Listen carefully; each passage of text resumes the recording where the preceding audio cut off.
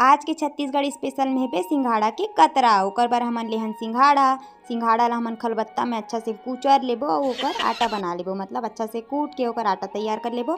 आप मन खरीद भी सकते हो, हमन थोड़ा दरदरा रखबो काबर कि हमला एकदम चिकना पसंद नहीं आए। तो एकर बाद हमन आटा ला कढ़ाई में आटा ला डालबो, ओकर बाद ओमे 1.5 गिलास पानी डालबो, फिर ओला मिक्स कर लेबो।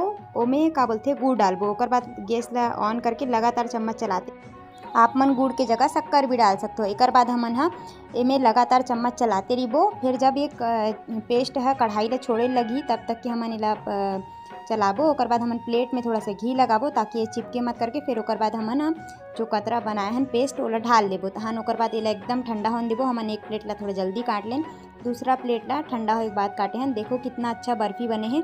तो आपो मन ऐसने बनाहूँ, एकर स्वाद गजब के मिठाथे। तो आप मन जरूर बनाहूँ, ये हमार तीजा पोरा के स्पेशल हरे। तो आप भी बनाहूँ।